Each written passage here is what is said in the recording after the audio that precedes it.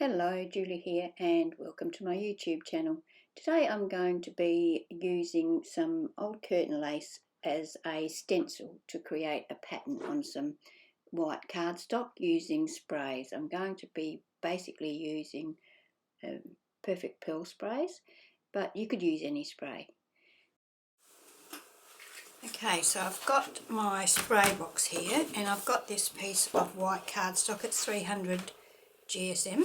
So it's quite thick, and I've got this piece of old curtain fabric here that I'm going to use as like a stencil or a template. I'm going to use this Perfect Pearls Mist in Mandarin. I've given it a good shake up. There's a little ball in there that you can make sure you've got everything stirred up.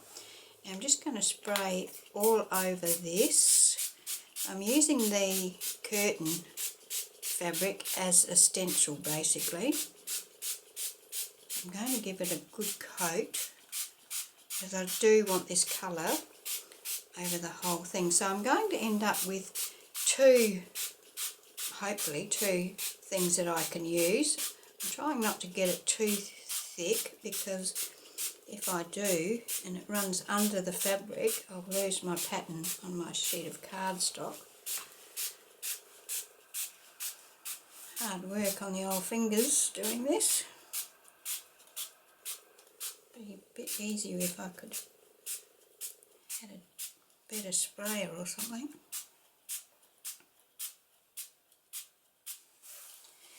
So that's a fairly good cover. As I said, I don't want to get it too thick on there so that it runs everywhere. I've also got this same thing, Perfect Pearls, but this one's called Cappuccino, and I've shaken that up as well. And I'm going to just do a light spritz of this here and there. These are both new. I haven't used them before, so it's a bit of a guessing game as to what sort of spray pattern they'll have.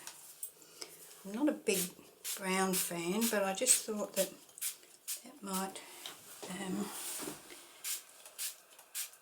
tone the orange down a little bit. So that's that. And I might let that dry for a while, and then I'm going to use this spritzing ink by Craft in gold, and I'm going to give it a spray over with that, but I'm going to let that dry for a bit before I do that. So I've let that dry quite a bit. I can see there's a nice bit of shine through there, a bit of glimmer, but I'm going to still add the gold and give that a good shake up because that settles quite quickly. I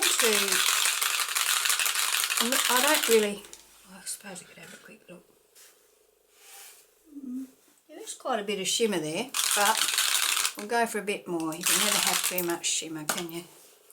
So now I'm just going to give it a coat of the gold and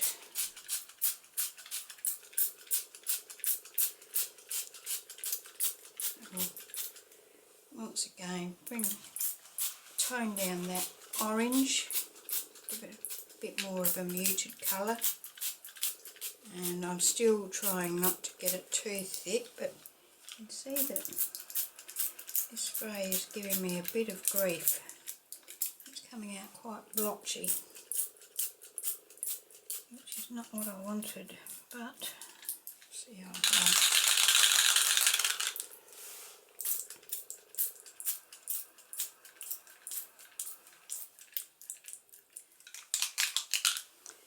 Alright, so I'll let that dry. Okay, so it's fairly dry now, so I'm going to peel this back and see what we've got. Oh, very pretty, and it's not as dry as I thought. And we've also got this piece of fabric that we can use as well, so I'm going to lay that down on there, and I am going to set those aside overnight and let them dry, and I'll come back to you tomorrow when they're completely dry. So it's the next day now, and we can see here the beautiful gold sheen that we've got on that paper, And the pattern's turned out quite nicely as well. I mean, it's not perfect, but it's pretty good, pretty good. And of course we've got our piece of fabric that has been coloured. It hasn't really got any sheen to it, but it is a nice colour, and I could use those two together, or I could use them for a completely different project. Actually, having said it hasn't got any sheen to it, it has got a bit of sheen to it. But anyway, so there we have it. Our using lace as a stencil to create a background sheet. I can think of lots of projects I could create using these two pieces of, well, cardstock and lace. One that springs to mind is Christmas cards.